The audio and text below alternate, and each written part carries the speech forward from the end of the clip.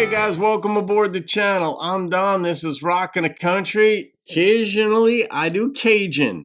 Today is not one of those days, evidently. It's a gift request from Renewzels, Renee Mooberry, who is from Louisiana. So she sent me this hat a while back, and but she's in Vegas now undergoing a move and various emotions, physical issues, moving furniture with the movers and doing this and that. And I understand that it's tiring. But anyway, I'm wishing you well. My thoughts have been with you this whole time. Even in my move, I'm mindful of you, Renee. But this is a Country Heart series request. Teddy Swims. I've not listened to anything of Teddy's, but I've seen anytime I'm running through YouTube videos and stuff, I'll see other reactors doing Teddy Swims, Teddy Swims, Teddy Swims. But I've never watched any of it, so I don't know Teddy's music, but I know the dude has to be phenomenal simply because so many people have reacted to him, and then you'll look and see all the views that they've got. So that's an indication that people love him anyway. And maybe I will too. We're going to find out. But I'm going to put this in the Country Heart series because I listened to probably 5 seconds of this. And I'm like, yeah, it's not country per se. But based on what you said, Renee, and I'll read that to the folks, it'll have some depth to it. And I like depth. That's where I prefer that. I like nuance. I like broad thinking. I like metacognition. I like the whole 9 yards. But the name of the song is Some Things I'll Never Know. Like, all right, that's a good framework. It's a good setup for a song that I might like.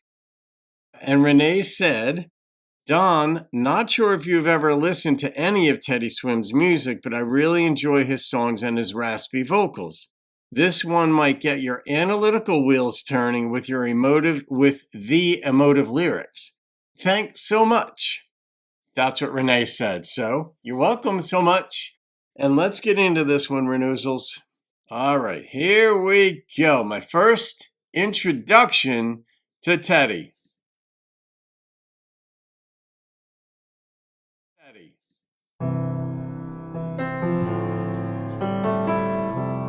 Where's Teddy from? I assume the States. Might not be.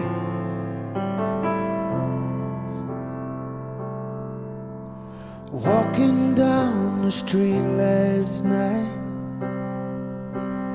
watching strangers pass me by. Love the piano. Where do all our shadows go? I guess some things I'll never know. I can fool my senses for a little while, but some things are too hard to reconcile. Reminds me of Joe Cocker looks-wise. Into your eyes, there's no answers I can't find. It's a feeling that I've never known. But when I'm wide awake tonight, running circles in my mind, there's an answer I can't find. When did your heart let me go? Yeah, that some things I'll never know. I know that feeling. If they don't tell you. Things I'll never know.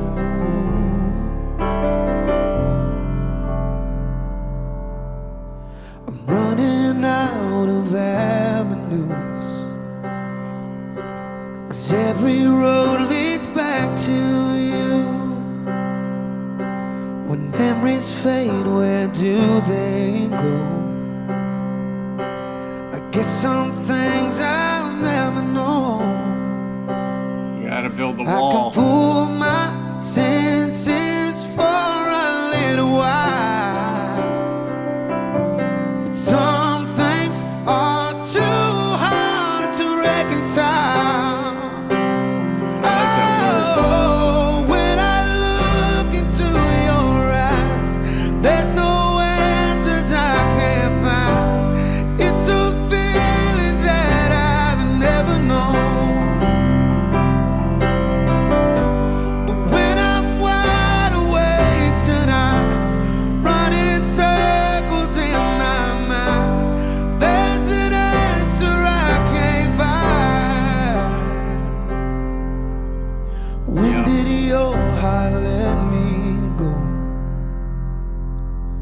Guess some things I'll never know. No, and she probably has questions about you too. I guess some things I'll never know.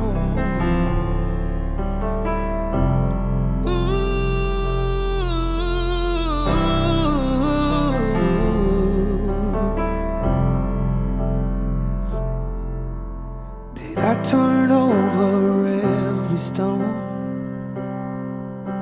Am I still there when your eyes close? When did your heart let me go? I guess some things I'll never know. That is the hard part.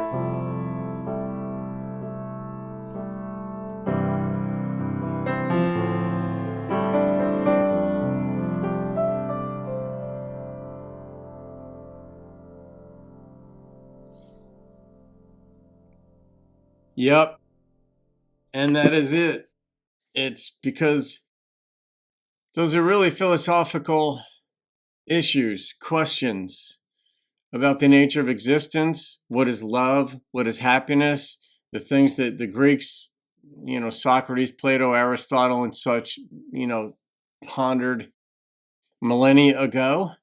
And then you can even get into what we call the sacred texts, whether it's the Hebrew Bible or the New Testament or whatever other, the Kama Sutra, whatever. There are texts out there that try to explain love, but there was a Supreme Court case. I don't know who was suing Larry Flint of I think he owned Hustler magazine or one of those. I think it was Hustler or Penthouse or Playboy. It was one of those. And they were trying to just come up with a definition of what constituted like hardcore porn. And one of the Supreme Court justices, I think this was back in like 73, but one of the justices said, nobody could come up with a definition of it, an exact definition of it. But he said it's like class. Like when somebody's classy, they have an elegance about them. He said, it's like class. I can't define it, but I know it when I see it. And that really expresses it. Our ability to define things. It might be a misguided attempt to begin with, but how do we define love? How do we explain to ourselves in an acceptable way why the chemistry ceased to exist? We call it chemistry, but the attraction of one was no longer there. Was it me? What did I do?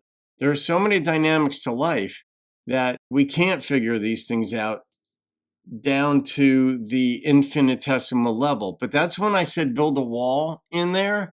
I didn't mean the wall on the southern border. I meant build a wall around, put a mechanism in place, a psychological mechanism that when you're going down that path looking for more and more explanations, just say stop. No. This is about habits. We get in mental habits where we're going to torment ourselves because we don't put a wall in place that stops us from pursuing a fruitless pursuit. Now, the mind looks for, we're wired for pattern recognition. And there are many different ways of looking at pattern recognition, but we like to put the pieces together in the first place so we can survive. In the second place, to survive well. And then in the third place, to survive happily. And we want to produce the greatest outcome for our efforts. And so we're sort of wired to make connections between things that will produce those results versus bad results. And you leave your house unlocked when you went on vacation, and you're like, oh my God, I left the house unlocked. Somebody could break in and take our stuff so much more easily. That's a pattern that we recognize. That could produce harm, some outcome that we don't want. When we're living our lives in a relationship, there's so many dynamics, there's so many nuances, so many mundanities, that's even a word. I've never used it, but I'm going with it. I think once I say it becomes a word. How about them apples? To borrow a way of looking at things that William F. Buckley Jr. had. He said, once I say something, it becomes true. I'm like, all right, great.